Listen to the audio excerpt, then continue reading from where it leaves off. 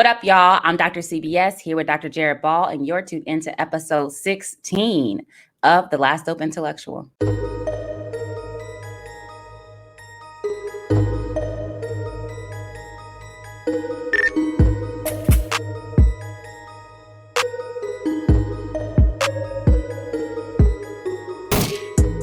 right, Jared, so for Shoot the Shit today, I just want to think about teaching Black liberation, Black radicalism, and Black revolutionary thought with you, because it's one thing to talk about this on our various platforms, but it's quite another to bring it into the classroom with students from various backgrounds, various ideological hues, and some with no politics at all, and so looking for political development. And some not even looking for political development, but getting it along the way, and often in institutions that are liberal at best and conservative or backward at worst. So that's just what's on my mind. But before we start with that, I do want to wish a happy birthday to our beloved Malcolm X, okay?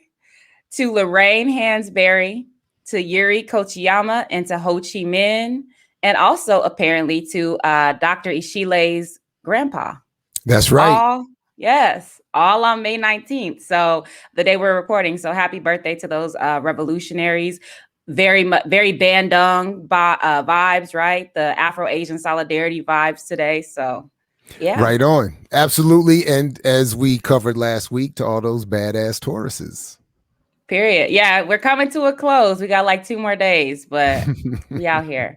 All right, Jared. So I teach at least two specifically Black radical classes. They're all radical because I'm teaching them, but one is Black radical political thought, 1919 to 1969, and one is racial capitalism in the African diaspora. And unequivocally, so in my Black radical political thought class, I do this exercise where I'm like, all right, who's heard of Thurgood Marshall? Many people have. Who's heard of Brown versus Board of Education? Who's heard of the National Association for the Advancement of Colored People? There's generally a majority to a plurality. Then I say, okay, well, who's heard of the Scottsboro case? Nobody. Who's heard of William Patterson? Nobody. Who's heard of the International Labor Defense? Nobody. And these are all people who are just as important to civil rights as the previous set of individuals and organizations and cases. But because these are Black communists, left-wing socialist folks, generally speaking, they're not taught, or they're somebody like W.E.B. Du Bois is taught in terms of souls of Black folk, but never in terms of in battle for peace or even Black Reconstruction.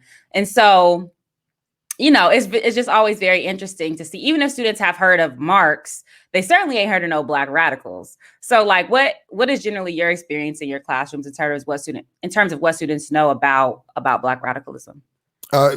Much like what you've said, it's very little, and many of them have been, I think, by design, encouraged to see things like what are often derided as the hoteps. That's as far left as they get. Dr. Umar Johnson, maybe, or somebody like that. That to them, that's as left as it gets. Often, though, the most left that they get is somebody, that they might see on MSNBC or CNN, Van Jones or maybe Mark Lamont Hill, maybe. I'm saying, that's what I'm saying. Like, that is the left edge that is presented to them. So for them, that is radicalism, He's so left, he circled all the way back to the right. That's how left he is. How about that? He went full. He made a complete. He made found himself on a 180. Went so far left, found himself 180 apart. Yeah. So a lot of times I find myself semester after semester, much like what you said, regardless of the official title of my course, there is almost always invariably a Black radical perspective given. But I find myself always feeling like I'm reinventing the wheel, starting every semester from scratch, and at the same basic location where I'm trying to find maybe newer versions, but trying to find ways to reintroduce people to the basics of the Black Panthers, to the basics of even just Malcolm or even Dr. King. And working with you over this last, few months and a year or so, or whatever, I've even seen this huge blind spot for me, even with the names where I do know some of these folks. I don't go into some of these spaces with them.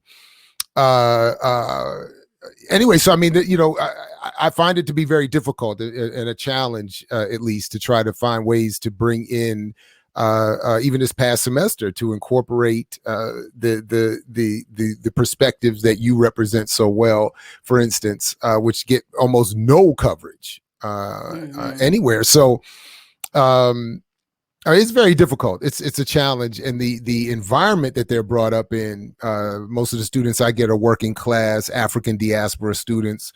It's constructed in such a way that there's a lot of work that has to be done. Again, almost reinventing the wheel. So I mean, it's It's so interesting, like, to think. So okay, at Carleton College, an elite liberal arts college, I have the most racialized students in my class than any other classroom, but it's still sometimes not even a majority, but it's generally a plurality of students. But I got, I got my white crunchies, as I call them, love them. They're usually environmentalists or into kind of like indigenous history, but they want to learn, have a little sprinkling of Black shit. Mm-hmm. They be some of the most, they come out some of the most advanced students, actually, which is a function of race and class, right? Because they already have a particular set of skills, and so they can just focus on the content. Whereas in Carleton, race generally maps directly onto class. For African American students, the Caribbean and African students tend to be a little bit more affluent, but for African American students, they tend to be from particular types of programs. So they come and they are comparatively advanced, but then they come to the Carleton setting and there's still particular types of skills that they need to develop. And so often in my classes, we're working on developing their writing skills, their reading skills, as well as the content. And so there's a different way in which they're able to engage the material, and so it's catching up in a couple of ways. But so that's my experience, but I have mostly elite students, right? And so I always tell my whites, like, listen, you're likely going to go work at Goldman Sachs. And so before you destabilize the economy, you cannot say you didn't know better, especially in my racial capitalism class. Like, you can no longer say you didn't know better. So now you're making an informed decision. And so, I might tip some from going to work on Wall Street to go work at a NGO. So, I'm making my little to throw some money, at the revolution. So I feel like, that's what I can do. And that's just my goal in terms of the whites. But, do you find that your students are receptive? Do they push back? Do they believe you? Do they start quoting Ta-Nehisi Coates or Ibram Kendi to challenge you? Like, what else? Well, what's interesting is that if they, to be perfectly honest, they won't have known any of those names unless they've seen them pop up on some more popular commercial platform. So, when I would even make my jokes about Dyson for years, Dyson was my in-classroom punching bag, like verbal punching bag. But a lot of students, they don't know him in the way that I would have wanted them to know him or expected them to know him to get the jokes. So they might say, oh, that's that guy I saw on TV once, or I saw him, or if someone like Coates may have been referenced in somebody's song, like for some reason I'm thinking Nipsey Hussle at one point referenced Coates in a lyric or something like that. That might be, but so again, it's the resistance I get is more just to the politics. So when I share, what would be for me a way of interpreting the world today through a tradition of radical Blackness, that's where I find maybe some resistance or some pushback, or sometimes I even go as far as I think I can to try to encourage some response, to try to find where our ideological lines are. But for the most part, honestly, the reaction is positive. And students are usually saying, this is what I wanted to get at an HBCU. And if anything, they're saying, why am I not getting enough of this in my HBCU? Yeah. And one example, I give my kind of standard introduction on the first day to let everybody know what to expect. And one of my students, I remember him saying, is this how the class is going to go all semester? And I said, probably, but what do you mean? And he said, oh, like Black Panther-y. And I was like, absolutely. And not the movie Black Panther, the actual Black Panthers. How about that? We moving from Wakanda to Oakland, 1966. Period. How about that? In fact, I said the George Jackson version to be specific, but I said absolutely it's going to be all Black Panther-y all semester. So yeah, but and he was excited about that. He was saying that's what I want. So for the most part, I think that's what students want, especially students who are coming from the conditions that we're trying to organize out of existence. A lot of them are like, oh hell yeah, this is what I've been waiting for. Where has it been? Yeah, and for me, my situation is that most of my classes, even when I teach African American Studies classes, people are taking them as electives because we got a handful of majors. I actually tripled the majors from 0 to 3. Because I'm out here changing lives. But anyway, that's neither here nor there. So, okay. So, most of my classes are electives. And so I tend to get people who, as you're saying, who are with the shits, right? So it's different if I was teaching introduction to English and then had this perspective. People might be like, whoa. But like, because, the name is in the title, it says radical, I tend to get, and my classes tend to be smaller too, so I don't get a whole lot of pushback. Plus I think they scared of me, even my colleagues too. So I feel like they're probably not, especially colleagues. I don't know that they're necessarily, they like what I teach, but you gonna check me? That's Susan? Interesting. No. I think, you know what? I think that should be a future discussion for whether Shoot the Shit or some other segment on interaction with colleagues. If we're talking about teaching radicalism with students, what is it like being seen as the radical teacher among colleagues? Because that's a whole other set of experiences. But anyway. Well, congratulations on tripling your program.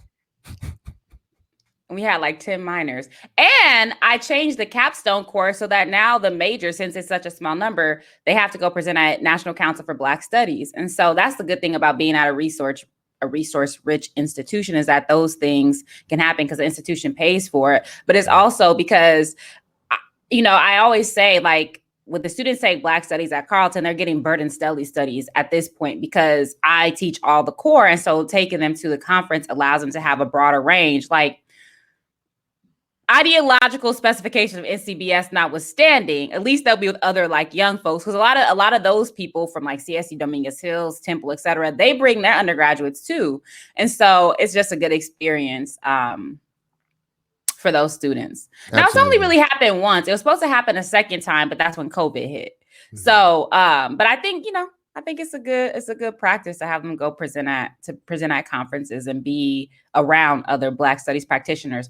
But anyway, so I guess the last thing I'll say is, like, how do you select your texts in a post-literate society, as they say we're heading towards? Like, how do you choose what texts to teach? That's a very good question. A lot of it is well, it's hard. It's difficult, and it changes often even during the semester. But I find myself looking for shorter pieces. I find myself putting things together. Haphazard isn't the word, but from disparate sources. Mm-hmm. And then, of course, trying to find a lot of multimedia.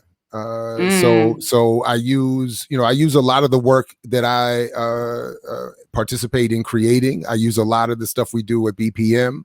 I use as many documentaries as I can find, of course. But yeah, shorter pieces, multimedia,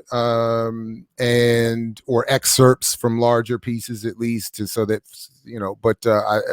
so on the one hand, I want students to know and recognize the importance of literature and reading. Mm-hmm. But I also recognize the reality of the time we're in and try to balance that with a lot of multimedia as well. Mm-hmm.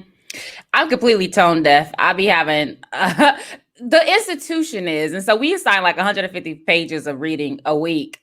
And that is on the generous end. I actually assign probably less than that. And I also tell them, like, do your best. Like, just if you only read a paragraph, know that paragraph back and forth and have something to contribute. Because I don't necessarily expect them to read it, to read everything. Some do, many do. But the other thing too is that I have a complex. Like, I don't want them to think the Black classes are the easy classes. And so I also try to balance that out. Plus, they don't know shit coming in. And so I also have to teach just general Black background, as well as the themes and the topics that I'm trying to delve into. And so I try to supplement it with lectures, podcasts. I have a lot of guest lecturers come in too, again, so they have a more robust Black studies experience. So I have a lot of people Skype into my courses. And I, but it's a hard balance to find between like what they need to know and being rigorous. But then, as you're saying, being realistic, like, because that's 150 for them times like 3 or 4, however many classes that they have. We're also on trimesters, so it's a very fast pace. So, but I be choosing also. I just be choosing shit, and a lot of it is just stuff that I want to read or that I want to reread, and then I'm just like, that's it. So I need to be more student focused, I think, because I just choose books that I think are interesting. Like, we read the first text we read in one class is Black Marxism. That was a mistake. But it was when we were in, it was the only class I've taught online because it was the first term of COVID.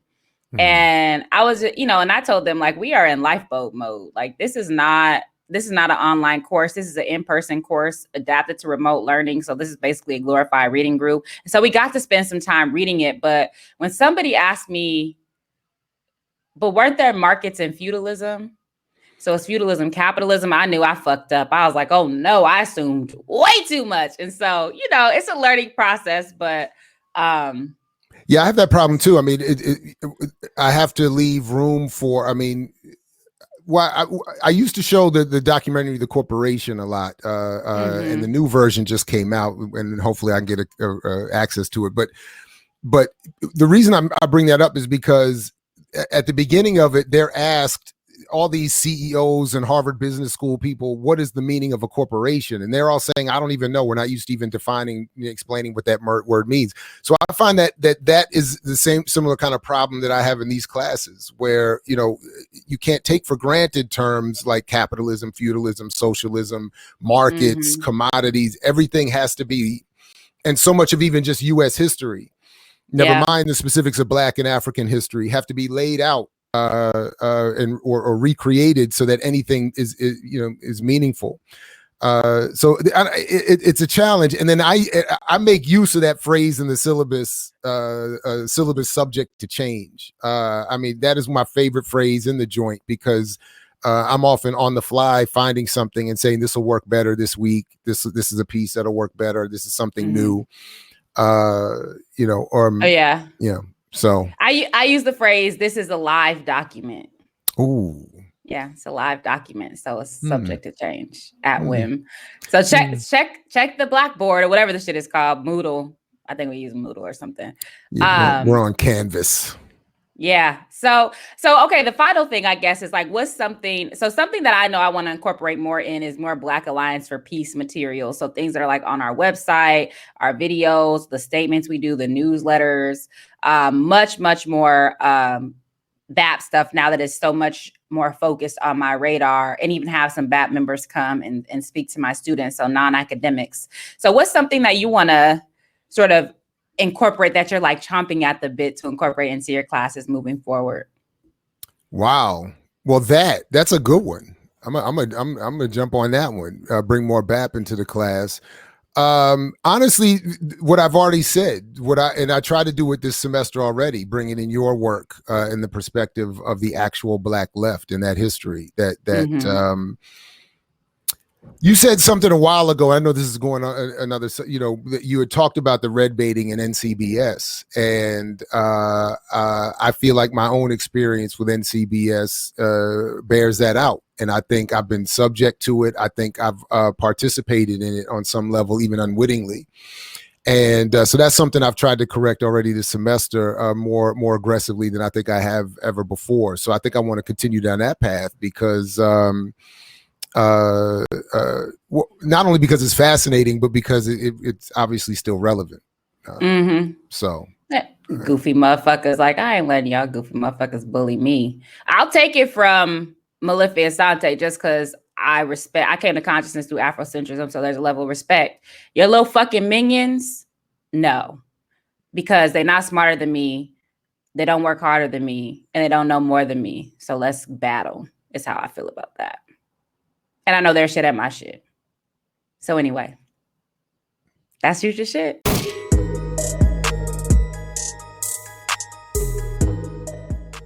All right, y'all. I have another exciting interview. I know I say that every time, but this is somebody I am madly in love with. One of the most brilliant people I know. So let me just read his bio. And of course, I'm talking about Devyn Springer. So Dev is a cultural worker, community organizer, and independent researcher whose work focuses on prisons, Pan-African histories, class, and culture. They are a member of the Walter Rodney Foundation and host of the Groundings podcast. They've written and worked with several media outlets and produced documentaries such as Parchment, Prison, Pain, and Protest. So welcome, Dev. Hey, Charisse, thank you for having me. I feel like I'm having a conversation with my big sister right now, so that's cool. And shout out Last Dope Intellectual, shout out Black Power Media. Yeah. Period. All right, the Groundings, Last Dope Intellectual collab we all need. I know we've been talking about this for a while, and I think Jared also has, wanted me to come on Black Power Media. I watch the morning show almost every morning. I listen to Last Dope Intellectual. So yeah, I'm glad we're finally getting to do this. Yes.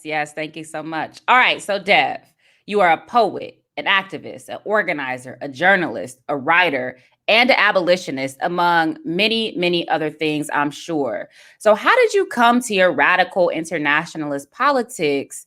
And how do you use or engage all of these different forms of media and strategy to challenge various structures of domination? Yeah, I mean, this is, the origin story question. Every superhero movie has to have an origin story, and so I'm just kidding. Right.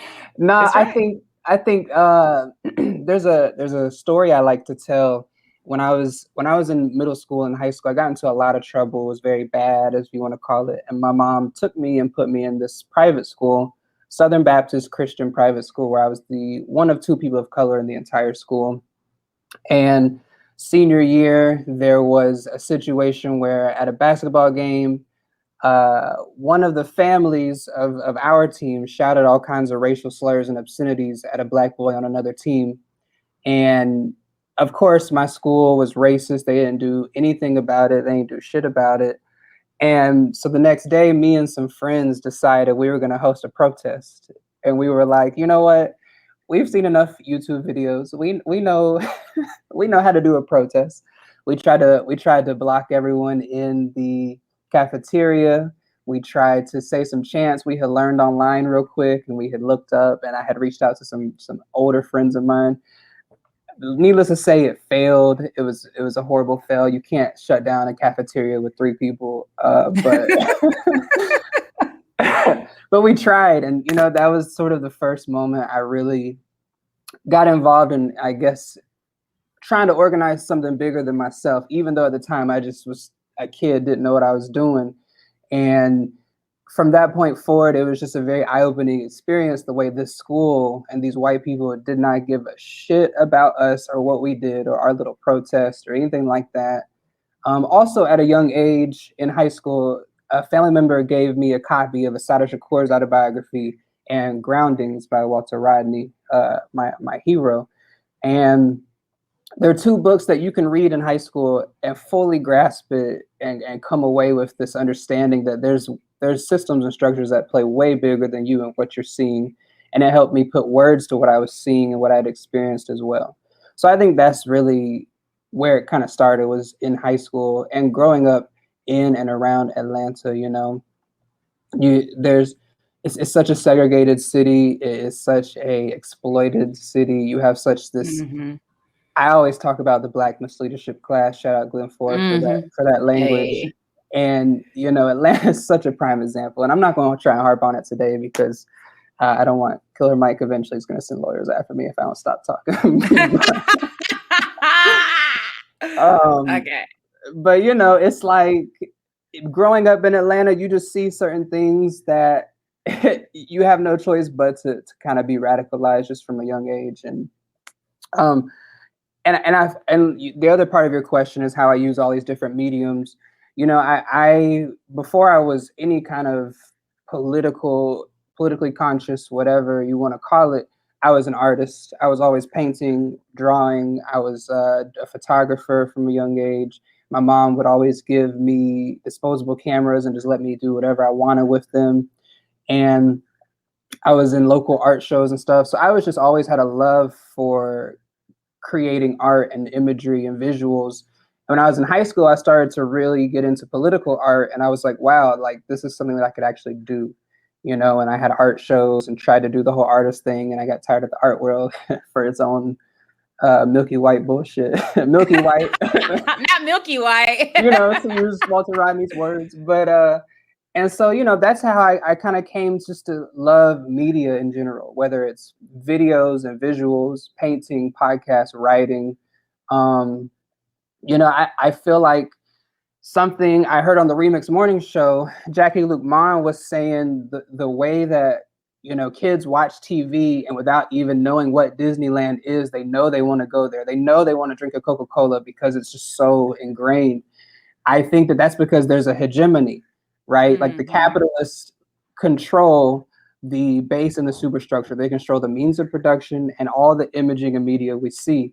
And so I believe we need to build a counter hegemony. That's what Antonio Gramsci was talking about. Hegemony isn't some neutral bad thing that is just equally bad no matter what. Hegemony is what we're struggling for. And I feel media, art, writing, podcasts, all of that are sort of tools in the war, you know, or weapons in the war for hegemony that we as the people need to try and win right now.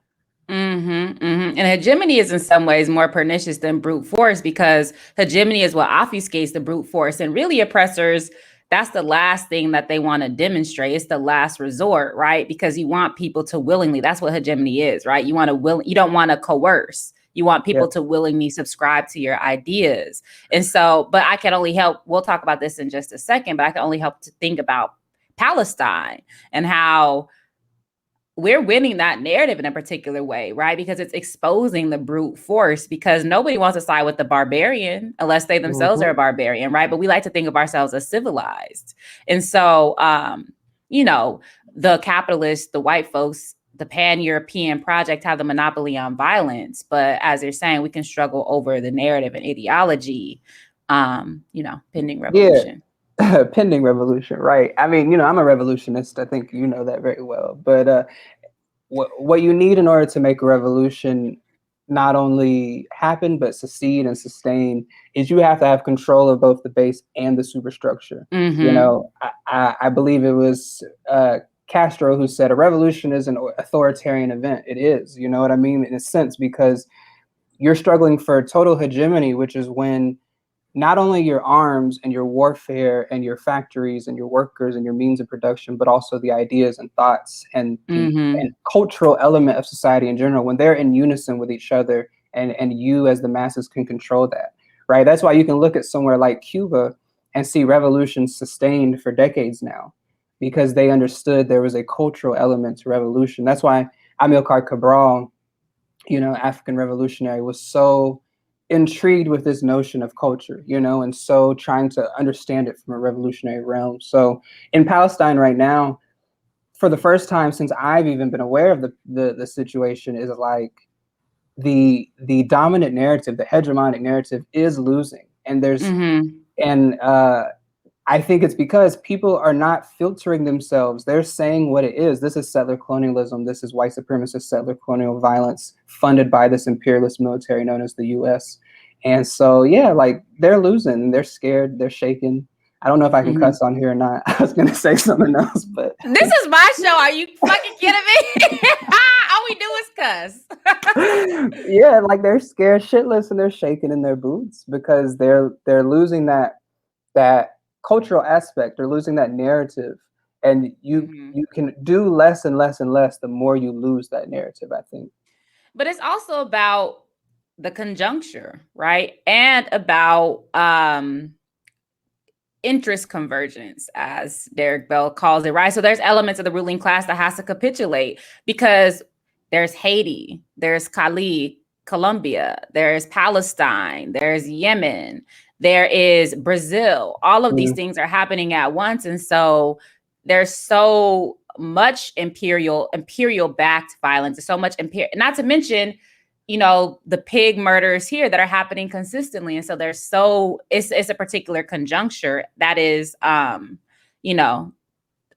besides all the death and devastation, there's a lot of reason for sort of optimism and organizing towards a different end. But to that point, you just actually did a really amazing episode on your podcast, Groundings, about Palestine. That I had to. It was just the gentleman you interviewed was just so good, so passionate.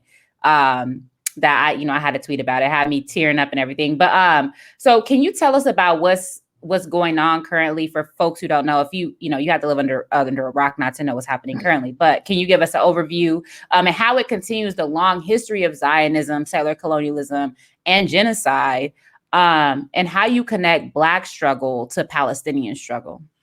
Yeah, absolutely. And thank you. I'm glad you appreciated that episode.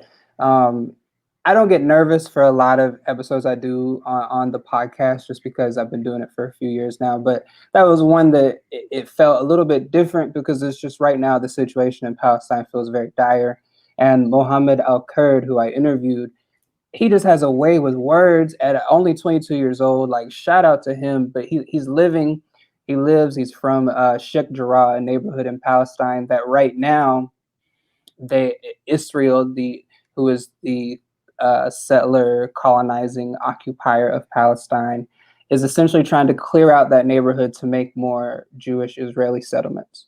And by clear out, I mean quite literally forcefully expelling these people from their homes, their ancestral homes, their homes they've lived in the most literal sense possible, going into people's homes and pushing them out. And these are settlers. We're watching outright settler colonialism take place. And they are backed by the Israeli occupation forces, a hyper militarized military formation funded by the US government. And so speaking with Mohammed, he's from that neighborhood. He lives in that neighborhood.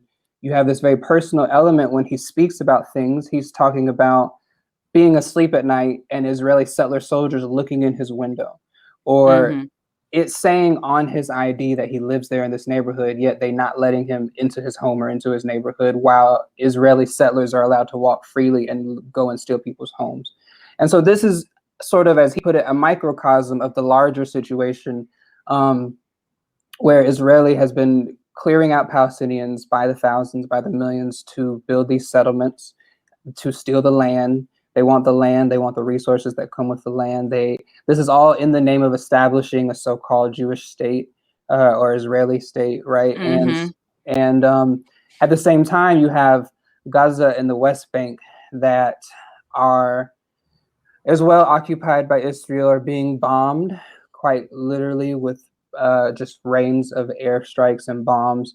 I think yesterday there was the road to the hospital was bombed. The head of the COVID response in Palestine and his entire family was killed. Medical workers, journalists, men, women, children have all been killed. I think the number right now is over 200, if I'm not mistaken, at the time of this recording. And so it is sort of the situation of our time for this moment. You know what I mean? Like it's very much. It's very similar to me with what's going on in Haiti. You can't look at this and not see like a clear-cut oppressor and oppressed. It's extremely clear-cut that the Israelis are a fascistic, terroristic state that are coming in, to steal this land. And the means through which they're doing that is the slaughter of Palestinians who have been there, who have a rightful claim to that land. And so it's heartbreaking to watch, but again, like we said before, the narrative around it this time is very, very different. You know, you had like the Nakba in 2014, and you've had these spurts of violence by Israel on these mass scales before. But one thing Mohammed said in the interview, he said, we're no longer trying to, or he's speaking for himself. He said he's no longer trying to humanize himself. He's not trying to appeal to Palestinian humanity. He's not trying to say to the colonizer and to us in the West, you know, like, we are worthy of humanity. We are worthy of, we have fathers and we have lives and we're good at art and science. He's saying he's not even interested in that anymore. He's saying this is settler colonialism. This is a brutal, violent, terroristic, fascist action taking place. And that by calling it like it is and not trying to put different language on it and being very straightforward that this is genocidal ethnic cleansing, they've seen way more support, and the response has been way different internationally. And I think that's very important when you think of it like that. By not trying to sugarcoat it or humanize yourself whatsoever, it's actually gotten a stronger, more important response than the opposite. What was interesting to me, and this is in no way comparing oppressions or anything like that, but just an observation, is that there have been millions globally turning out for the Palestinian question. There were perhaps hundreds of thousands for Haiti, but Haiti been calling a spade, right? Haiti been struggling. Well, one might say since 1804, 1915, right? The U.S. occupation and you know, 2 overthrows of Aristide. So, you know, certainly since Bois refused to leave power earlier this year, there have been sustained general strikes, protracted protests, but the turnout has not been the same. And so it's just, you know, it's an observation. I just wonder if we can link, and there's been a lot of linkages between Palestine and what's happening in Cali and throughout Colombia, but less with Haiti and Palestine. And so I just hope that we can continue to link Haiti to all of these struggles, because it is an important one. It is a imperial, neo-colonial, violent, US-backed, UN-backed, European-backed regime that I think we need to continue to struggle around that, even in connection to the struggle that's being waged globally to free Palestine. Shit. So absolutely, and that's why I made it a point in the interview with him to bring up Haiti not once but twice, because I don't want to be the one to say it, because I'm neither Haitian nor Palestinian, but someone has to say it. The response to Haiti has not been the same. No. And obviously they're very different situations, different groups at play internationally, different levels or experiences of violence taking place. But at the end of the day, they're both a colonial situation. They're both a decolonial sort of decolonization situation taking place. Anti-imperialist, anti-capitalist.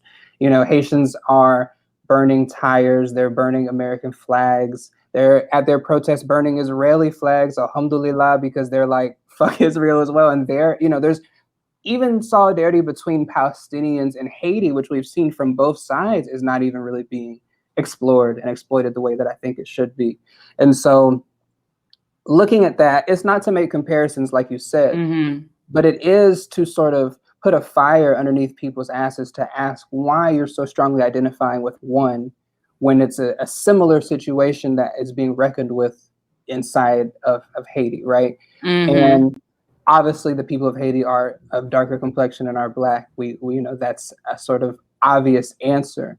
But I wonder if there's sort of a deeper level. There's almost one layer of removal from the West in Palestine, right? It's Palestine and Israel, and the U.S. element to that, the way the U.S. is funding it, is almost seen as like a secondary level, not at the forefront of it, which it should be. Whereas in Haiti, it is a very much directly U.S. and France linked struggle, right? Like it's you can't separate it in the way that some people I think have separated it in Palestine. So sometimes I also wonder if that could be one of the reasons why the powers that be, the capitalists and imperialists, they really don't want you to talk about Haiti. I mean, mainstream media, I've worked in the media for years, mainstream media almost refuses to talk about Haiti. Even when US Marines were caught smuggling arms, 2 years ago, to Haiti to fund to give arms to the president's militias that go on the streets killing and maiming Haitians.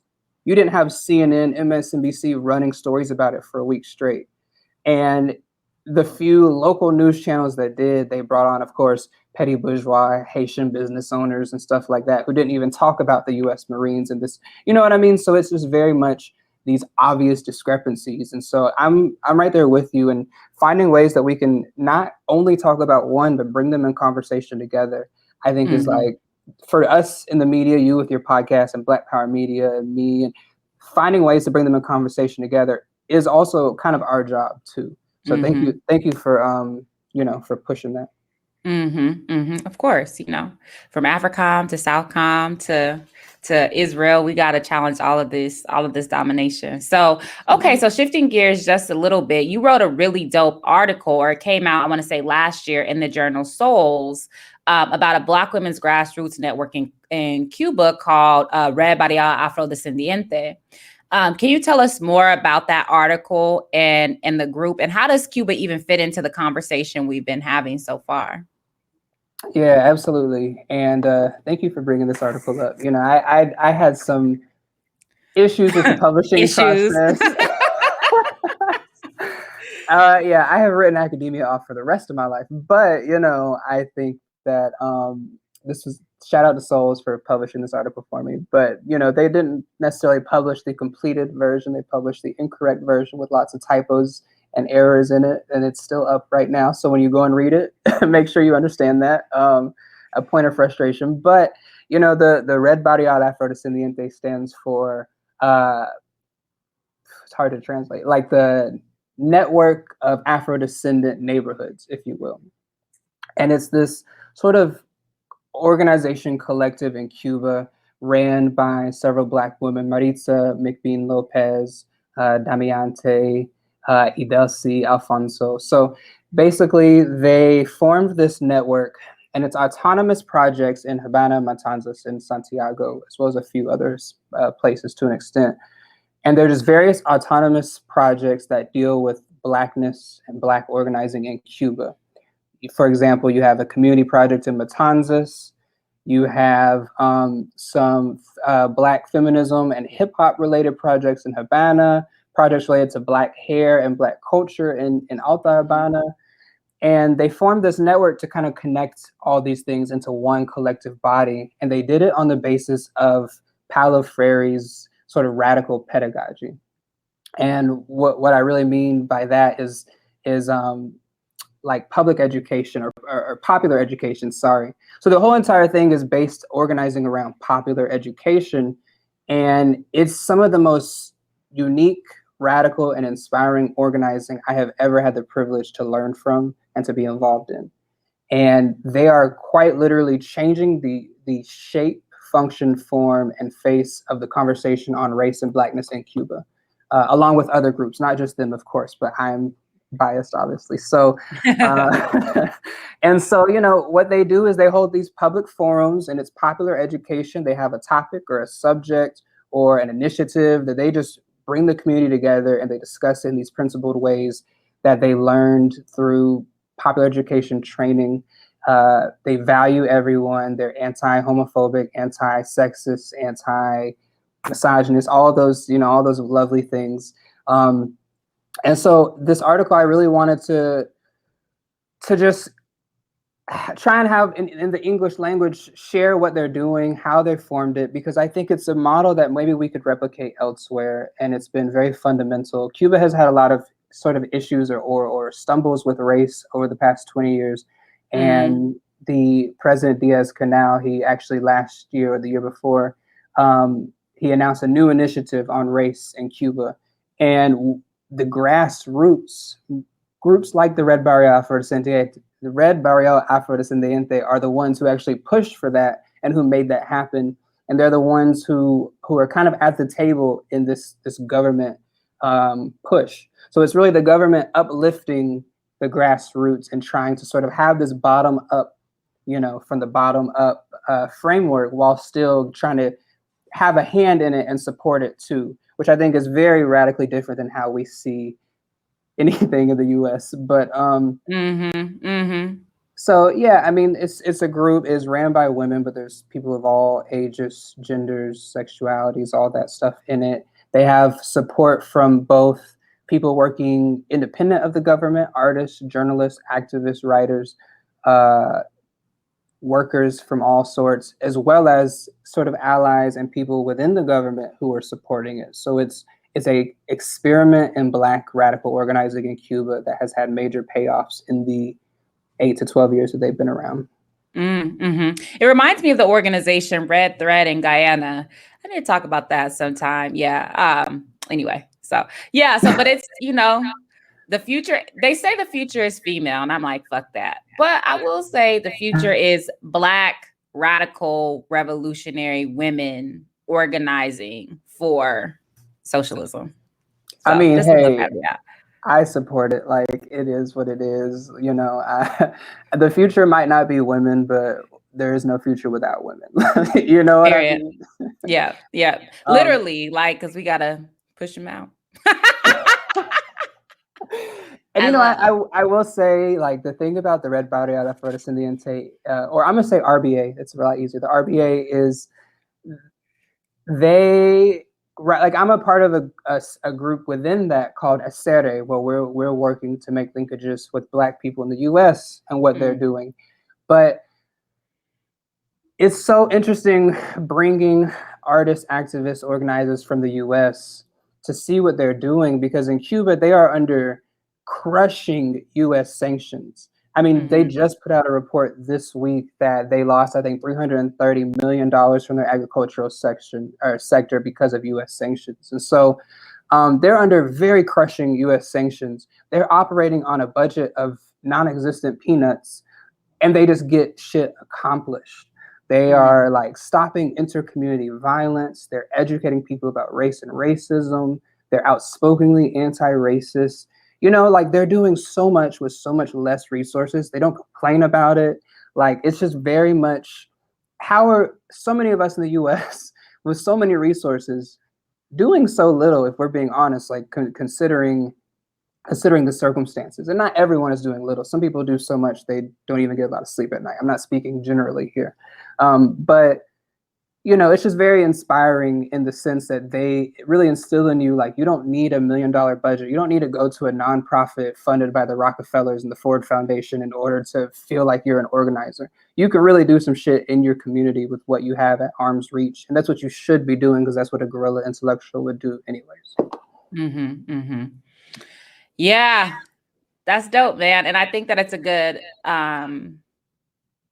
model for us to emulate, right? We always think that we have something to offer to, like, the global South, but as we know, there's so much. And this reminds me of Hubert Harrison versus Marcus Garvey, and this was Hubert Harrison's critique of Marcus Garvey's approach to Africa, that we don't need to go and civilize anything, that we have so much to learn from the African continent. So, word to another Taurus, Hubert Harrison. And one more final point, because no one ever asked me about this article and that organizing I do. So shout out to you, Sharice. But the way that they learned popular education, the MLK Center in Havana, the Martin Luther King Center in Havana, when Paulo Freire as well as Walter Rodney were in Cuba, that is where, like, a lot of intellectuals, especially Black intellectuals, but they come through there. They have written there, they stay there for weeks. And so now, years later, the MLK Center literally trains activists. They train organizers. They have popular education schools and classes and seminars. So these are like Cuban revolutionaries teaching other Cuban activists and revolutionaries how to continue this revolution through popular education.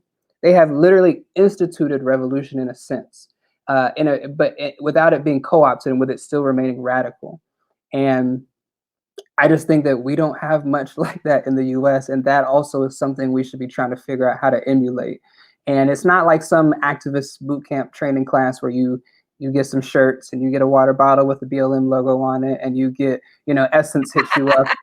You get your Essence interview next week. Like, no, this is like some real intellectual you know what I mean? Like intellectual grounding that they're having. And so I just wanted to make sure I plug that as well.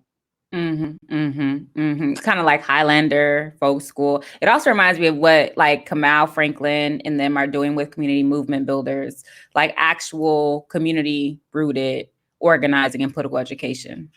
Yeah, absolutely. Okay, so I mentioned earlier your wonderful podcast, Groundings, which also I think relates to your affiliation with the Walter Rodney Foundation, based in Atlanta, Georgia.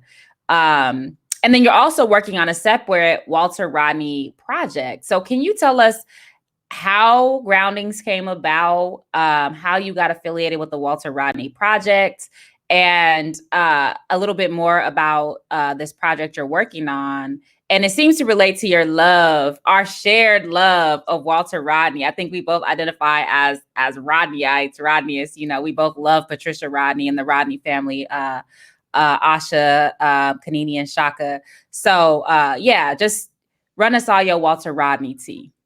Yeah, that's actually how we first met, I think, was you spoke at the Walter Rodney speaker series.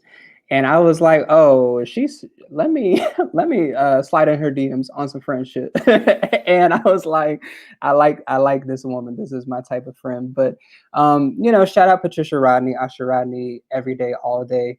The Walter Rodney Foundation, headquartered in Atlanta, feels like a home for me and many other people, because they have done such an amazing job of keeping Walter Rodney's legacy intact and keeping Walter Rodney's legacy radical and revolutionary and relevant.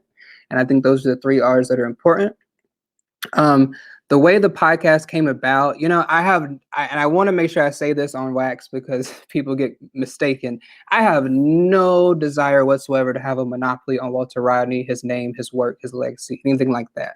I am simply a writer, an independent researcher, and historian who wants to uplift Walter Rodney, who wants to continue engaging and making his ideas relevant for today's situation. I think there are many people out there who want to have a monopoly on our forefathers and our foremothers and our revolutionary, ancestors. I am not one of those people. I don't want to be known as the Rodney guy, the Rodney person. So I just really want to say that. And the reason I even named the podcast Groundings, because I sat and I thought, I don't like podcasts. I don't want to think of myself as having a podcast. No shade, but I do not like podcasts. I'm not that girl. And so I said, I really want to feel like I'm having groundings. Like I really want to just sit and discuss and talk with people in these non-formal ways. And like what we're doing now, it's there's obviously questions, but it's very conversational and feels informal. And so I spoke with Patricia and Asha to get their blessing to call it Groundings. I said, I don't even want to, without y'all's blessing, why would I even try and use this name? You know what I mean? And so they were like, absolutely, the foundation, we support you and we think this would be great. And they've helped me get guests on there and they've sponsored it in some ways. So I really appreciate them for that. And it has turned into a space that I'm very proud of. I was about to stop the whole thing because I was tired of doing a podcast and the people said, we want one more season. So I'm giving them one more season. One more, at least. Yeah, one more. Maybe if I get a co-host, another one, we'll see. But for right now, it's just one more. But I do have a project I'm working on. Sharice, you're involved with it to a certain extent. I'm turning, in a sense, How Europe Underdeveloped Africa into a video, documentary type of project. And I'm trying to show the multitude of ways from the pre-colonial period to today that there is literally no Europe and no world without Africa. From a cultural, political, economic, governmental, military standpoint, there's just no world without Africa. Going through slavery, colonialism, neocolonialism, pre-slavery period, the exploitation there also exists.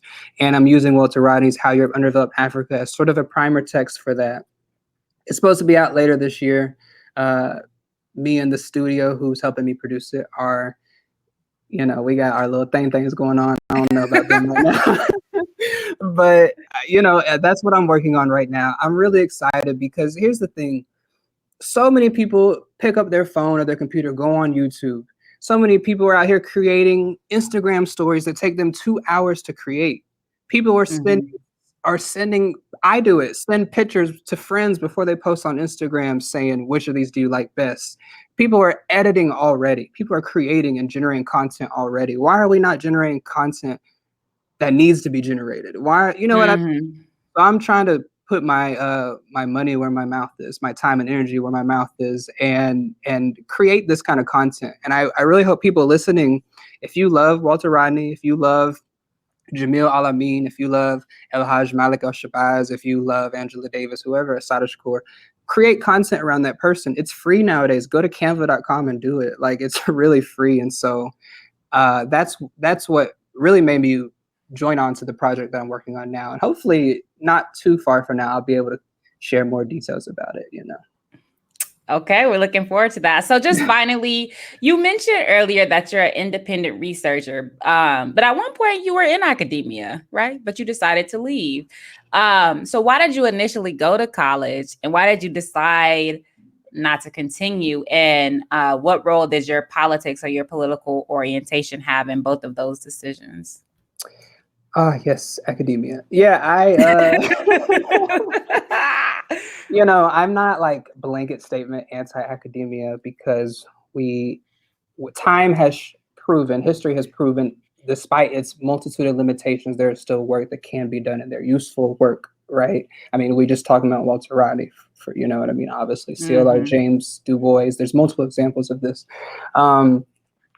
I am a multiple time college dropout. I would say I think I'm at 3 time. But, the thing for me is I wish I had never went to academia, because it was not for me, because for a long time, it had me in a very politically pessimistic and politically cynical and sort of intellectually cynical space. I think that cynicism and pessimism are rewarded in academia for obvious reasons, because they are sort of counter-revolutionary emotions or feelings, however you want to put it. But yeah, I went to academia. I was doing the academia thing. I was in undergrad and grad, and didn't finish any of them. And I kept butting head with not only other students, but professors, a lot of professors. The work I was doing, I wanted to study violence, like very explicitly. I wanted to study violence, and violence against Black people, African people, and it's hard to get funding for that. And at some point, I kind of realized everything I'm doing in here, I could do on my own. I can read books, I can write. It might be more difficult. I might not have an entire structure around me to like help give me the time to do that, because that's that's what academia does, is it allows you the space and the time to study in a certain way. And if you're that lucky. And so for me, academia felt like always an uphill battle, and I left it. I'm not encouraging anyone to leave academia if you're in academia at all. I'm encouraging you to examine your position in it and how you use that position. And I started off organizing as a student organizer. I did college stuff for years. And I also want to say student organizing is extremely transient. You're there for 4 years, you're there for 6 years, wherever it may be. It's transient. Find ways to connect that community and that college and that college organizing to the community around you. You know what I mean? And I think that was really what was my final push, was so many of the people around me who consider themselves activists and organizers, it didn't extend beyond the classroom. It didn't extend beyond the college campus. And then the final nail in the coffin was when I read Walter Rodney talking about being a guerrilla intellectual. And I was like, well, damn, I don't feel like I need this academia to do that for me. Some people, I think maybe they do. For me, it wasn't the case. And so I have very complicated views about academia, because I think under capitalism, it's been dragged through the mud and pushed in the gutter and spit on. And I think, there's certain people like yourself, like Dr. Jared Ball, shout out Jared Ball, Myth of Black Buying Power. Go get it now, go download that. But there's certain academics who I'm a big fan of. My close comrade, I want to shout out Darian Alexander Williams, a Black Muslim doing some really great research. So yeah, we can talk about academia separately and off record on certain things, but I think that people need to watch out for it, because it promotes counter-revolutionary streams of thought. It promotes it, it puts it on pedestals, and I just am not really for that. And word to Joy James, I loved a lot of what she had to say on your podcast when she was talking about the way she maneuvers through academia. She's actually somebody that I began to incessantly follow and kind of like model. And Barbara Smith, who, you know, I always knew who they were, but just recently been like, oh, you got bars. So, you know. I mean, same thing, you know, Kathleen Cleaver, who, man, you said it recently, and I'm gonna say it again. People don't give Kathleen her credit. Like, I really think Kathleen is a revolutionary thinker and a genius. Also, Patricia Rodney, who her book, I'm blanking on the title, but it's comparing, you know, the healthcare in Grenada and Barbados during the revolutionary period. Man, like straight fire that people need to read today that couldn't have been made possible without her involvement in academia, which we can, you know, that's a whole nother element to it. So there's two sides to every sword, and I'm not making necessarily like a blanket statement against academia, but we need to lift up those who are doing that work, and then we need to shut down these other motherfuckers who are out here doing the opposite. Yeah, the petty bourgeois Negroes, the miseducators who want to be misleaders. So the Penguin Random House Mafia. Thank you so much, Deb. This conversation has been dope. I'm sure we could talk for hours and hours and hours, but I hope you come back. I hope that we are able to chop it up and maybe co-host some things on Groundings. And, you know, I'm a fan of your work. I am subscribed to your Patreon. We'll drop the link to your Patreon in our show notes. But thank you for being here. It's been a pleasure. Yeah, thank you for having me, Sharisa. And let me just take the time to love on my sister. You are a light in a dark tunnel. You are a genius. You're brilliant. Your writing has inspired me and so many others. And the work you're doing with the Walter Rodney Foundation and BAP is also very important. So keep it up. Shout out to you and shout out Black Power Media. Thank you. I didn't pay him to say that, y'all. Thank you. They didn't pay me at all.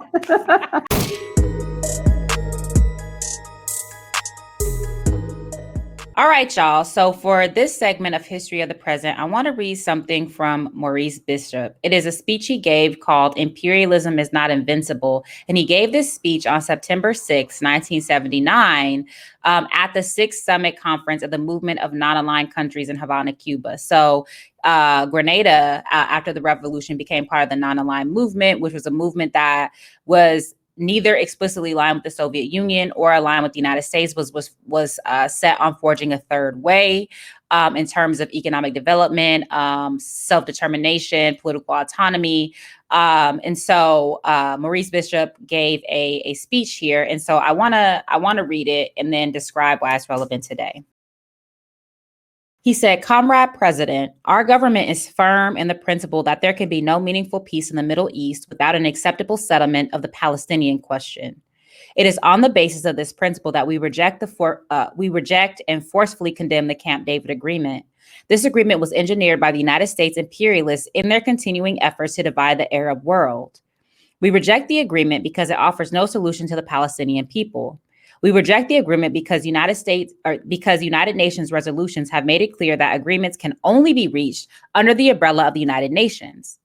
We reject the agreement because nobody except the PLO, the Palestinian Liberation Organization, has the right to negotiate on behalf of the people of Palestine.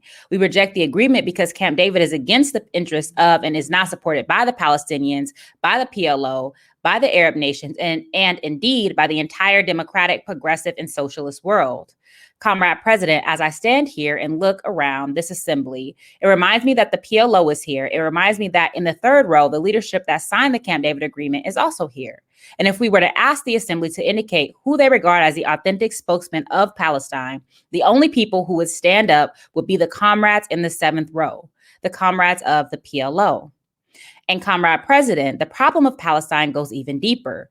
What is at stake here is not just a great betrayal, not just a major sellout of the principal support of the Egyptian people under Nasser for many years, but also an attempt to compromise the integrity of and attack on the credibility of our movement. How can we be comfortable about the presence of the present leadership of Egypt here with us as a member of this assembly? How can we be comfortable with any agreement of this character between the leadership of Egypt and Israel and the USA, particularly as it provides for the supply of arms? Any such agreement must be in the interest of imperialism. Is our movement therefore no longer anti-imperialist? Are we to continue to accommodate Egypt and their Camp David Agreement? And when you add a combination of the USA and Israel, you must come up with South Africa, the super bastion of racism and apartheid. And is not one of the fundamental principles of our movement that we are anti-racist? Consider further that any agreement which sells out the rights of the Palestinian people must amount to a form of colonial subjugation and domination. Yet our movement is anti-colonialist. Consider again that when you affront the Arab countries, most of which are members of the non-aligned movement, it is an affront to the movement itself. So this is in 1979, and this is such a powerful statement for a number of reasons and resonates with where we are today for a number of reasons. So Maurice Bishop is calling out everybody. He's calling out the United States and its brokering of the Camp David Agreement. Look that up. He's calling out Israel as an apartheid settler colonial state. He's calling out the puppet regime in Palestine that signed the Camp David Agreement against the wishes of the PLO. He's recognizing the Palestinian Liberation Organization as the true leaders of the people. And he's also calling out Egypt for capitulating and aligning with the United States against the interests of not just Palestine, but the Arab world more broadly in supporting Israel. And so the speech is just a manifestation of courage, of principled struggle, and of what we need to do, or, what we need to do in terms of showing true solidarity. True solidarity is not just a hashtag. It's actually taking a principled stand when it's hard and when it matters the most. And so his speech shows, number one, the importance of Palestine, and we're seeing a resurgence of support for Palestinian liberation as Israel continues to assault and massacre the Palestinian people, going through to today. He exposes the ongoing nature, the speech exposes the ongoing nature of Zionism and Israeli violence, because this is in 1979. We're in 2021. Right. So this is over 30 something years ago, and we're still having the same types of conversations. We're still having the same types of critiques of the Israeli state.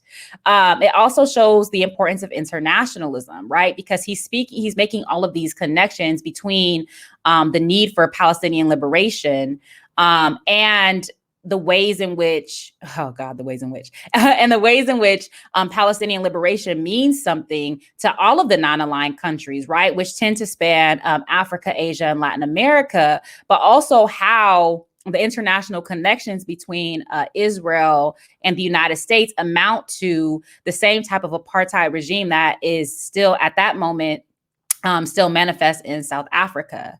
And finally, it shows the importance of anti-imperialism, because his critique of the Israeli state is a critique of imperialism. It's a critique of settler colonialism. It's a critique of collaboration and capitulation to those processes. And it also shows that we need to have our internationalism must be anti-imperialist, right? And our anti-imperialism must have an international focus, and that even as we don't want to center the United States in everything, we must constantly point out the ways in which imperialism props up these regimes, from Haiti to Colombia to Israel to Yemen to Brazil, and that even as we can't know all of the manifestations on the ground, our responsibility in the belly of the beast in the United States as Pan-Africanists, as people who struggle for and love liberation, is to hold the United States government accountable and to struggle against U.S. imperialism because of its dire consequences throughout the globe, but also here. And so, for example, in the Black Alliance for Peace and other organizations, we make a connection between the 1033 program, the Israeli training of police, and the continued occupation of Palestine.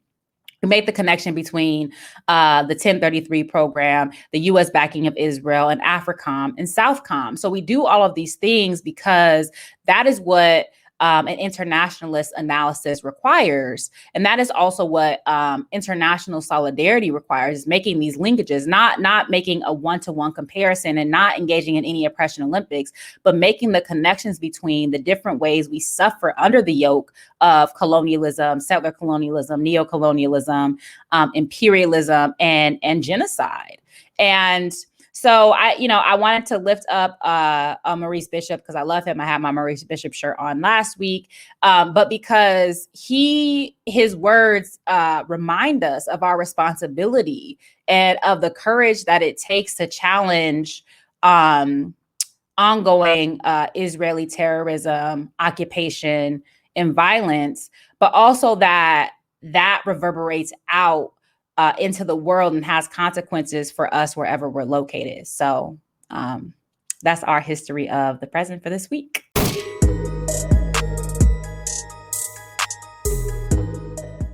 All right, y'all, for this segment of In These Tweets, we are joined again by our beloved Dev Springer. If you are not following them on Twitter, like, what is you doing? It's nothing but heat. So make sure you follow them at Half Atlanta, HALF ATLANTA.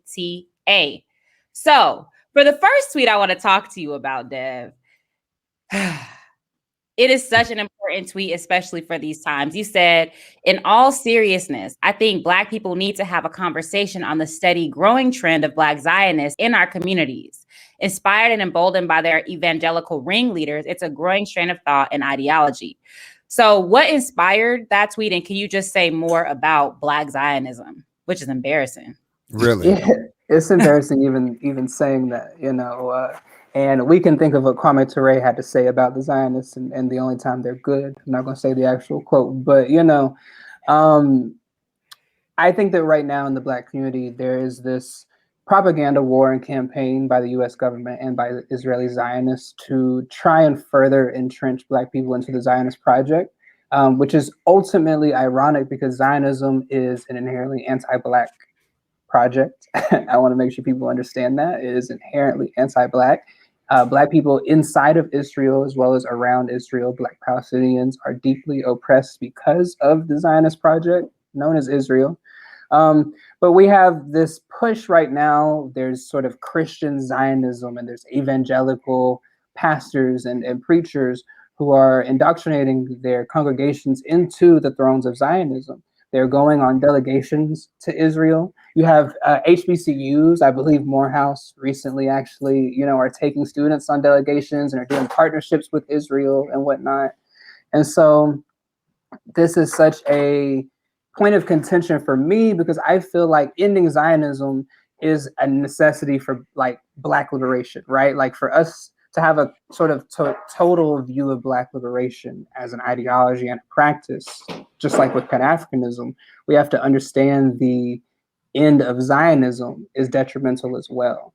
Even Kwame Ture, he reminds us multiple times, like Palestine and Egypt are in Africa. Like these are African countries, really, if you want to get into a sort of geographical argument about it. And so, how do we have the conversation about Zionism and growing in Black communities within our communities and within ourselves is more so the conversation I'm interested in having. I'm not interested in like white people listening in. I'm not interested in Jewish liberal Zionists listening in, to be honest, or it's like, to me, I think Black anti-Zionists like me, like Sharice, like others should kind of be the ones having this conversation with our community. And I'll just give you an example. I have a friend who goes to a small Southern Baptist church every single Sunday in Atlanta. Well, it's right outside of Atlanta. I'm not going to say the name of it, but we were talking, and she's not a very political person at all. And she was like, yeah, we're raising money for my youth group to go to Israel. And I was like, it kind of struck me because you think of that for maybe a mega church or maybe for but for this very small, like house church type of vibe, I was very shocked. And I was like, you're raising money for Black youth from Atlanta to go to Israel. And these are Black Christian youth for what? And she said, so we can see the ancestral lands, and just had this very propaganda type of response that I was like, wow, so they're actually using the same exact language. But so I guess my ultimate point is, it's just a betrayal of the Black radical tradition in multiple fronts. It is a betrayal of Malcolm X. It is a betrayal of Kwame Ture. It is a betrayal of the ideals that revolutionary Pan-Africanism espouses, So that's why I really felt the need to tweet that and just try at least to open the conversation up for someone, All right. So how do the Hebrew Israelites play into some of this evangelicalizing? So I know the Hebrew Israelites. I walk by them on the street often. They, if I'm not mistaken, and people listening can look this up, I think Israel lets them do like birthright trips to Israel as well. Because part of the huge propaganda machine of Israel is birthright and these birthright trips where you could be of Jewish heritage in the U.S. or anywhere around the world, and you're just basically get a free or cheap trip to Israel. It's a propaganda tour. It helps indoctrinate you into the Zionist ideology. At the same time, of course, Palestinians can't go back to their homelands while these people are allowed to. But I think as Black people in the U.S. are being invited on so many of these birthright trips and delegations, I'm pretty sure Hebrew Israelites are also now being included in that list. I could be wrong, and people can feel free to fact check me. I can take that L. I'm very okay with that. But it's this idea, and it's also this part of Zionism is an assault on historical accuracy and historical narrative. And I think Hebrew Israelites, unfortunately, I have no direct personal beef with them, but they have historical accuracy issues, and as to put it nicely. And so I think it's an ideology or practice very susceptible to these Zionist assaults on history, right? And so to me, it's like a slippery slope between Hebrew Israelite, which is often anti-Semitic, and anti-Zionism, which is anti-Semitic, right? And so that's how I would say there's sort of a connection there. Again, I would really task people to fact check me on their trips to Israel, but I'm feeling very certain that that's the case. Okay. Jared, what's your tweet? Okay.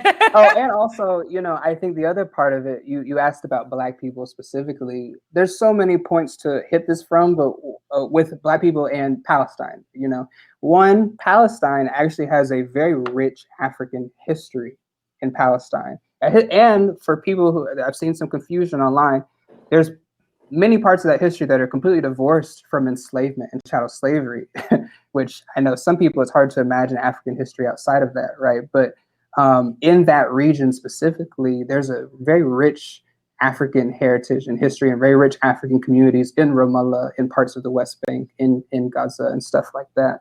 But on top of that, it's a Pan-Africanist struggle because it's a struggle taking place on or adjacent to the African continent. It's a settler colonial struggle.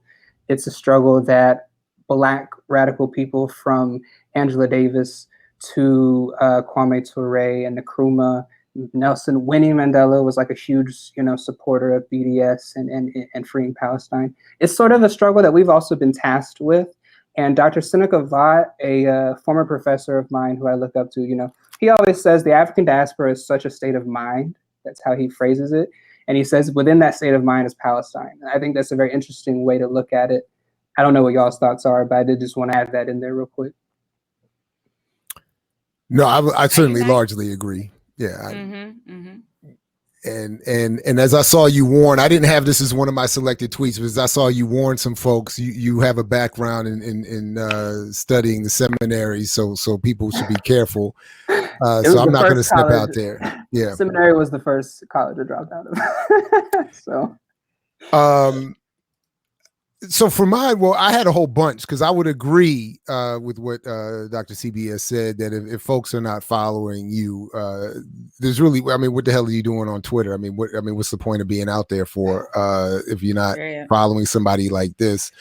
But one of mine that I picked was somewhat, I think, easily related to this last discussion of Israel, where you said here that the people always publicly asking for unbiased or nuanced looks books and resources on bloody colonial conflicts should ask themselves why they prefer and often demand any account other than those of the transparently biased oppressed. Anyway, please, if you would elaborate and say another word or two about this, because I fully agree that this is a major problem. Absolutely. And keep it up for a second. Let me remember what I said. No, I think that, I think it was you, Jared, who actually responded to that with that Amiri Baraka quote that said the slave and the slave master cannot both be correct. And take my words away and just put up the Amiri Baraka quote, to be honest, because it says it so succinctly. But I'm not even just speaking about media. I'm talking about so-called leftists and progressives and radicals who demand this notion of nuance. And it's like, what nuance is there to be in such a clear-cut situation of colonial violence, ethnic cleansing, and genocide? And or looking for unbiased source. Why do you want to be unbiased about this violence?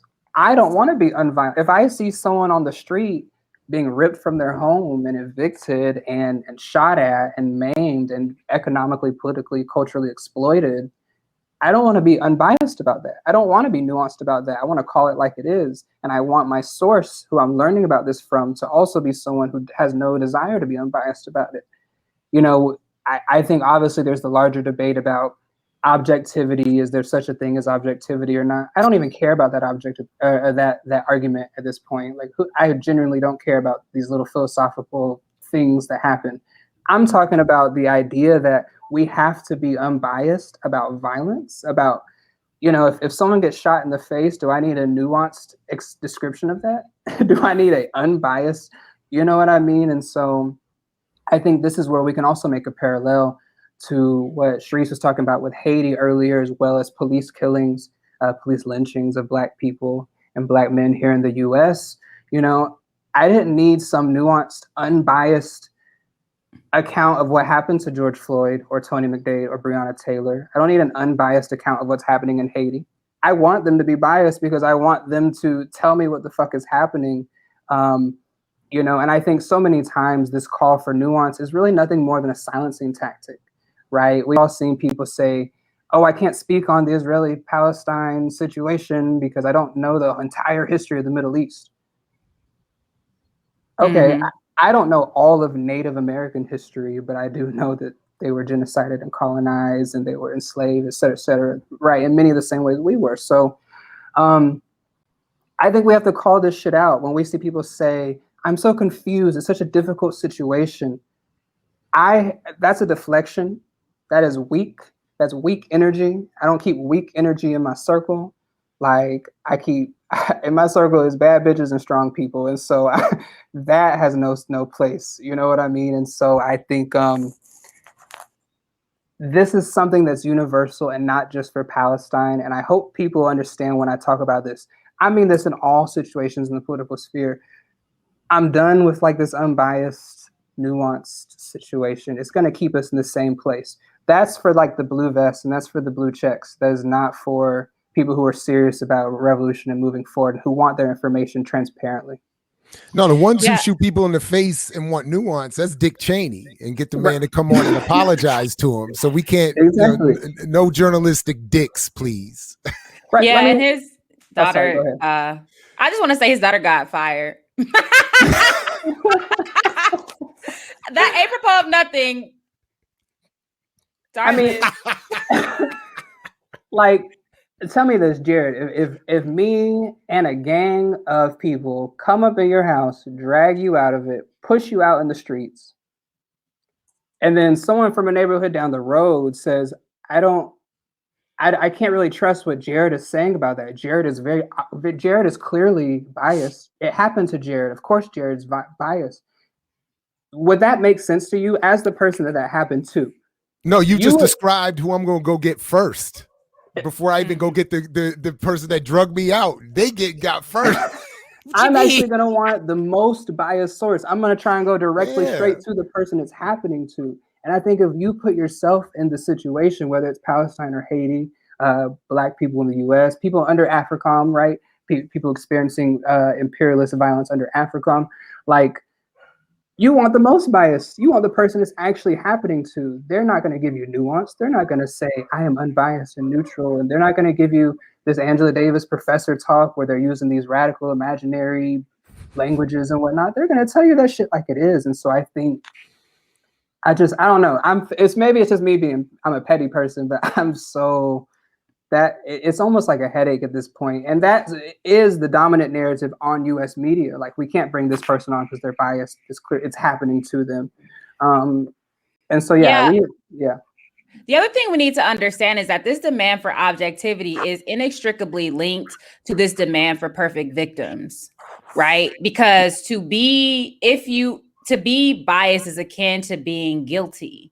And of course, as one who studies anti-communism, as we know, a lot of these communist teachers were fired, or people who are accused of teachers were fired from academia and from K through 12 education, because they were said to be so politically oriented that they could not be objective, and therefore they could not administer truth. So so those who are biased are akin to those who are guilty, or those who did something to deserve what they got. And so there is a deep parallel between objectivity and wanting to only commemorate those who have done no wrong, or only wanting to have compassion or empathy or struggle on behalf of those who did no wrong. So the same people who wanted objective accounting are the same people who are like, fuck Palestine because of Hamas. These are the same, these are one and the same people, and both of them are enemies of the people, period. But I will also say there's an essay by Jackie Wang called Against Innocence. And it's talking about this, sort of victimhood, the notion that innocence is needed for solidarity. Innocence is needed for them to be worthy of not being killed. Like, it goes back to the whole Mike Brown, did he assault Zimmerman? Like that distractive argument that overtook so many people unnecessarily, and this notion of Trayvon. I was even going to say that was funny that you did that, because in both cases the same thing happened. Mike Brown, they said, well, he was stealing the cigarellos, and Trayvon had stolen the Skittles, or whatever. So therefore, they deserve both to be shot. I mean, Eric Garner was selling loose cigarettes. Right. And Trayvon had George smoked Floyd, weed. That's right. Yeah. George Floyd passed off a counterfeit $20 bill, and so on and so even on. For our so children, even for Black boys and Black girls, like Tamir Rice was holding a toy gun, right? Like there's always this notion of innocence, and this trying to construct this innocent victimhood is a pointless, useless thing. It's what Mohammed in the podcast about Palestine, he said, I'm not interested in trying to prove my humanity to you. Like, I'm speaking for myself, Devyn, I will never be the innocent person for you. I'll never be that perfect innocent victim. It's a losing game. None of us will be. So it's, it's sort of, if that's what your solidarity hinges upon, if that's what your action, more importantly than your solidarity, fuck your solidarity, if that's what your action and your resistance hinges upon, then you're already defeated. You're already defeated. And so even, it's Malcolm X Day, El Hajj Malik Shabazz. We know Malcolm's past. We know Malcolm was not innocent, and Malcolm was not perfect for his entire life. But that's not where our love for Malcolm is hinged upon. Our love for Malcolm is hinged upon what he did and what he did for us. So, and from the perspective of bourgeois politics, he was not innocent either. He was not endeavoring to be innocent. So anyway. Yeah. I mean, even look at MLK. What did they try to do? What did COINTELPRO and the FBI try and do with MLK? They try to say, look at him, he cheated on his wife, or he this, that. They tried to have these narratives that didn't stick. First off, shout out MLK. They didn't stick. Like, you can't have hoes and struggle for liberation. Like, these are mutually exclusive. I'm just saying. Like, I don't look. Let me stop. But you know what? Just saying. But, I mean, if everybody who cheated on their wife got assassinated, wouldn't be. Like half the people criticizing MLK wouldn't even be around. So exactly. And so that's thanks for bringing up that tweet, Jared. I think that's an important conversation because we get stuck in it. I mean, let me give one more example. I know I'm ranting and rambling, but this past summer, I was so politically depressed because I'm standing in the middle of riots and the city on fire, and it's this revolutionary energy happening, and you have people in the midst of all that still holding up Kamala and Biden fucking posters and saying, this is why we need to vote Trump out. And, even in the midst of all this, you have this narrative of we need nuance and we need bias. And you have these 8 Can't Wait campaigns coming up. You have people doing sponsored panels with Wells Fargo and with the U.S. State Department. You had Black Mosque inviting the FBI into the mosque to do like anti-terrorism talks about, like, this was all happening at the same exact time. And it's because we have been taught that we have to look for an unbiased source, and we have to be level-headed, and we have to be nuanced. And the most unnuanced thing is a revolution. And a revolution is bucking away this colonial capitalist white supremacist nuance that we've been told we have to have and getting to the meat of the matter. I disagree a little bit, or I would add a caveat. The equally unnuanced thing is oppression. Ain't no absolutely nuance and oppression. They ain't making no distinctions. Period. Absolutely. Right? Absolutely. But what I guess I should clarify, what I mean by unnuanced and revolution is that when you have the gun in your hand, you're not worried and taking time to make sure you're unbiased. Mm-hmm. When you know who your enemy is, when you know how your people have been treated, when you know when it's revolutionary times, and I'm speaking as a young person. I'm not Jalil Muntakim. I'm not Asaj Kaur. I haven't lived through revolutionary times in the same sense as other people have. You know what I mean? So I do want to not try and make myself seem like I'm something I'm not. But I think that is a time where this unbiased notion falls to the wayside. And if we want to get to that point, the people, the Essence magazine covers, the blue vests, the Hollywood representation, Oscars, #OscarsSoWhite crew, they are an impediment simply because they are trying to be that unbiased voice and that nuanced voice. They're trying to be that for us when we don't need it. I think that's sort of my bigger point. It's a good point. All right. So I got one more for you. All right. So you wrote, so you're talking about the Fulton County Jail. You wrote, the jail was supposed to be closed. That's been our demand from the beginning. Instead, we get yet another task force to figure out how they plan to brand keeping the jail open. Fuck Keisha Bottoms and the entire Atlanta City Council who voted unanimously, which relates back to you saying that Atlanta is chock full of misleaders. So say more. And shall I leave that up for you to remember what you said as well? Nah, we can take it down. No, I'm just kidding. Yeah, fuck Keisha Lance Bottoms. Keisha, if you're listening to this, send me an email so I can call you and tell you that to your ear. But and I don't want to diminish the struggle around ACDC, Atlanta City Detention Center. The Women on the Rise is the organization who is comprised almost solely of formerly incarcerated women, Black and brown women, who have tirelessly worked to get that jail closed. Many of them formerly incarcerated in that same jail. So shout out to them. But what we've seen is the city consistently trying to find ways to co-opt the momentum of the Black masses in Atlanta who want the jail shut down. They're trying to co-opt that momentum to change and shift the narrative of the demand. First, there was a task force formed and they brought in developers and all these gentrifiers who wanted to turn the jail into a commerce center, a mixed media commerce center, because the jail sits on prime real estate for gentrification. Then we had, well, maybe the jail shouldn't be closed down. Maybe, it's just been this back and forth thing. And recently they announced that the city council unanimously voted that from the neighboring Fulton County Jail, they're having an overpopulation issue, which to me, that issue means you stop incarcerating people, or you incarcerate less people, or you look at why you're having an overpopulation issue in the first place, and why Atlanta has some of the strictest petty traffic fines of any other city in the South. But so they're going to be in collaboration with that jail, basically sending incarcerated people to ACDC. And the city council voted unanimously on this. Mind you, there are radical people in the city council who just announced they're running for mayor, Antonio, who think they're radical, and they come to the protests and they come to the demonstrations and they're so in solidarity with us. Oh my God. And then they're voting unanimously on keeping this jail operating as a jail. What we demanded was the jail be shut down and turned into a community wellness center that was led by grassroots organizers. That's not what we're getting. We're getting another task force, and they're trying to now figure out a way to keep it operating as a jail. And so this is what they do. And where is Killer Mike?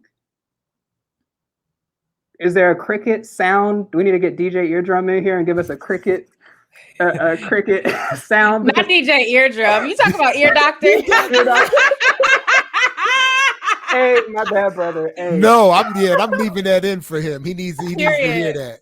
Hey, shout out DJ Ear Doctor. But I mean, but seriously, where is Killer Mike? Where is T.I.? Well, we know where T.I. is. He's in court right now. But where are going these to the jail?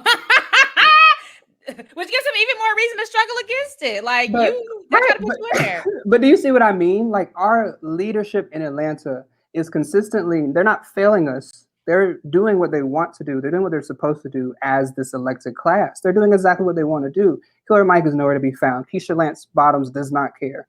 All these city council members who voted unanimously, who are foaming at the mouth to become mayor now that Keisha Lance Bottoms and now she's not running again, they don't care. And so it becomes clear once again, if our demands don't stay radical, if we give in to and we join the task forces and we think we're doing good, it can so easily be diluted and co-opted. And yeah, fuck Keisha Lance Bottoms. And I think that I was just trying to figure out a way to sneak that in there one more time. Yeah, and her dry ass macaroni. I don't know if y'all saw the tweet. I don't know if y'all remember that.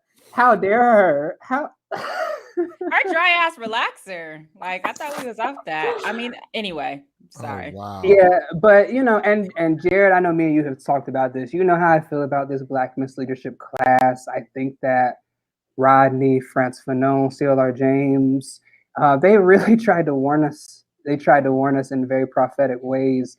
And maybe we failed to take heed, or maybe we didn't expect how bad it would be that we have rappers standing behind politicians now with rap songs that say all these white men on my dollar bills. Like, but we're in a rut, we're in a funk, and what's happening in Atlanta, I would say, is disgusting. That's how I would describe it. Malcolm tried to warn us too. That was what the whole Big Six and all that stuff was. He was trying to warn us. They're trying to warn us. So, all right. So if I could, I got one more for you, because again, the timeline is just bars after bars after bars. So this one, for many reasons. First, I want to say, because I want to make sure we say this before we wrap.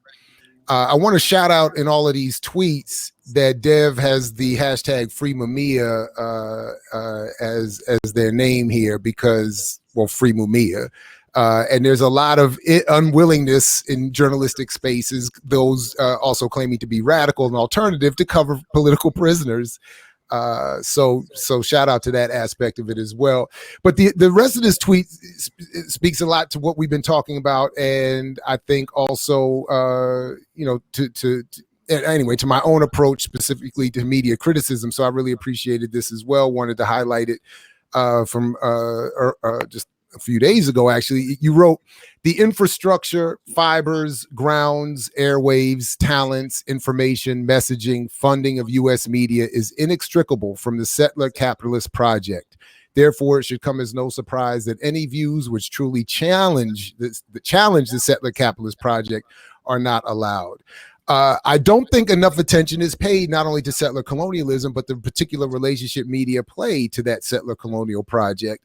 And we're often confused into thinking something is just entertainment, or and miss some of those.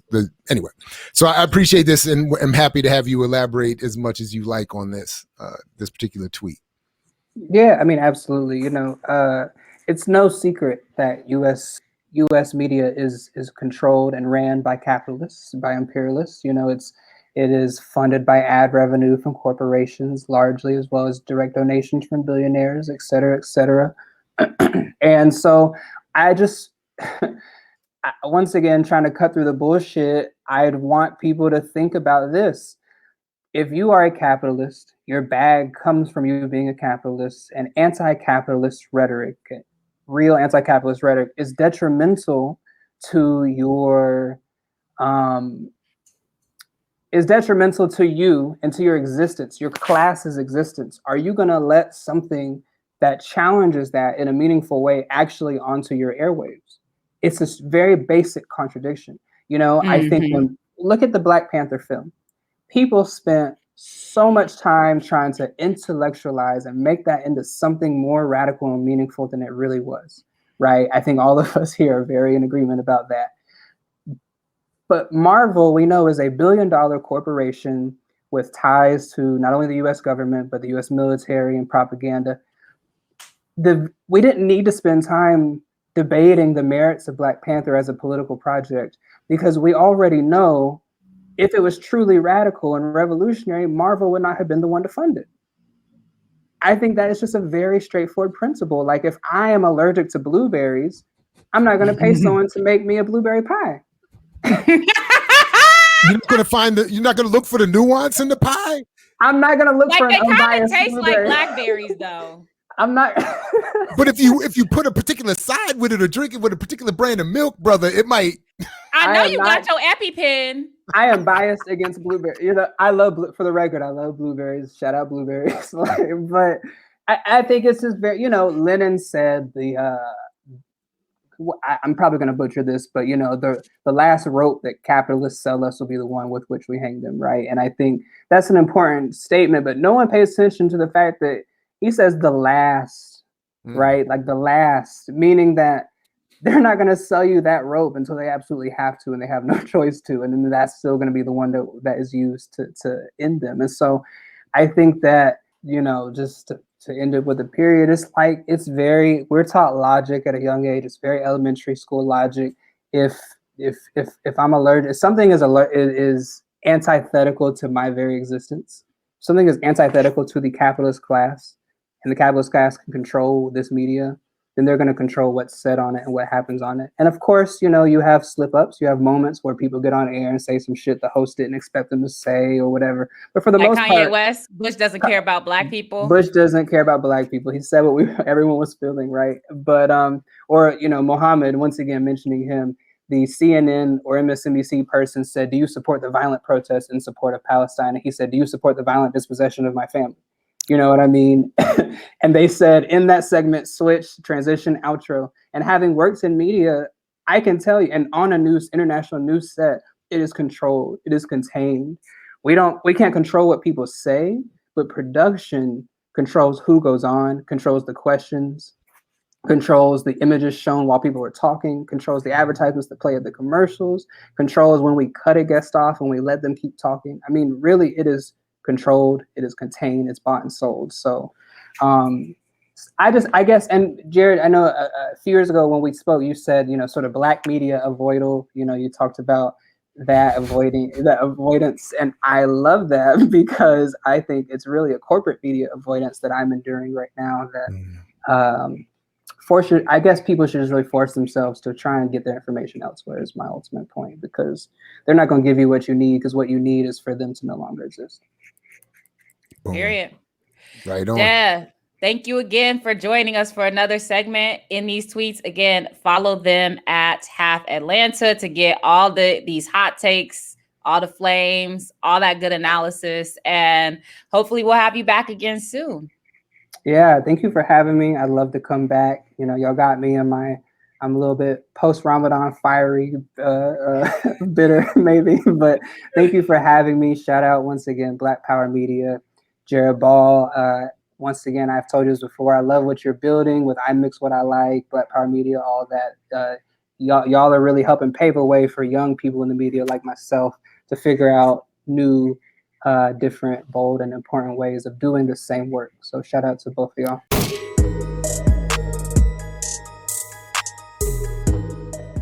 All right, y'all. So for what I'm on, a very just quick rumination, because I didn't do very much last week at all, because it was my birthday week and I was chilling. And so, but what I noticed is that actually stepping away from the writing has allowed some of my ideas to germinate, and for me to make some of the connections that I need to make within chapters and across chapters. And so,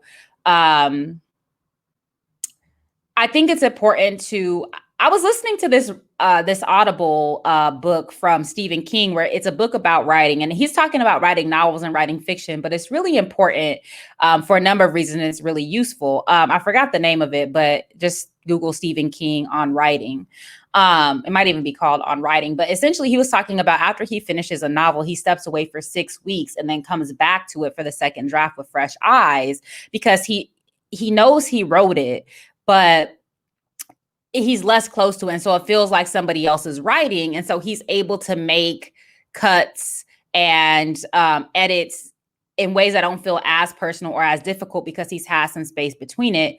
And he also talks about, like, you know, the excitement of rediscovering what you wrote. And so, for example, you know, there's things that I'll go back and read that I've stepped away from and be like, oh, this is bars. Like, it doesn't just seem dope in the moment. You go back and reread it and it's like, okay, yes, this is exactly what I meant to say. Or you go back and be like, whoa, what was I talking about here? This is not what I need to say. I need to revise. I need to refine this. And so, you know, this is just a quick reminder to leave enough time in your writing to be able to step away, and to be able to come back and look at what you're writing in fresh eyes, and to let things marinate and germinate. So some of my best sort of aha moments actually come in the shower or come when I'm on a walk and not, you know, really thinking intentionally about my writing at all. But then because I'm giving my brain a rest, things will just click. And so that's what I'm on this week is, you know, since I've had some time to let things roll over in my head, I'm ready to get back to writing and to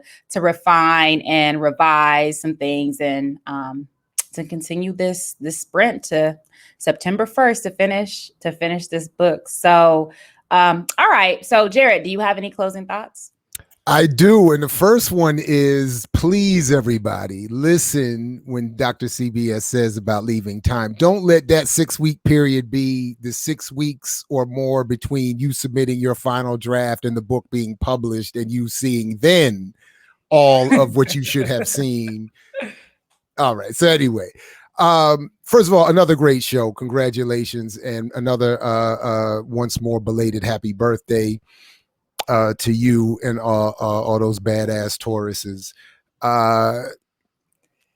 Dev said many dope things. I just want to highlight one point that they made about objectivity and why what Dev and what I and others are trying to do is called by Hemant Shah emancipatory journalism. There should be no objectivity. You're doing your journalism as part of a struggle, as part of a liberation effort, anti-colonial effort. So even the concept of objectivity has been politicized on purpose to discourage the kind of work that they and I think we're trying to do here. And then, unfortunately, as we were taping, we got word that the legendary comedian Paul Mooney passed.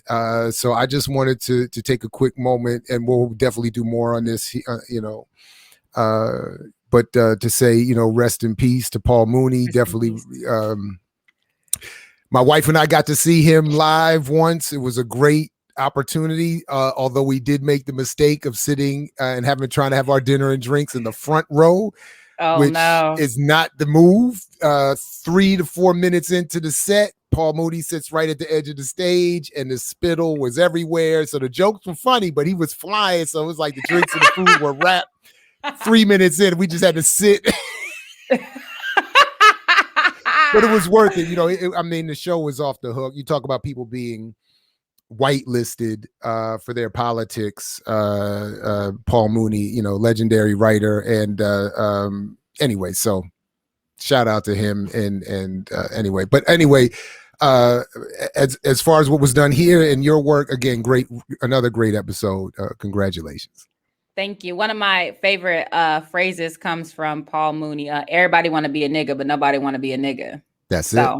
Thank you for that, Paul Mooney. But on that note, that's our show for this Friday evening. You could have been anywhere in the world, but you're here with me. So thank you for tuning in. I'm Dr. CBS. That is Doc Jab, and we are signing off.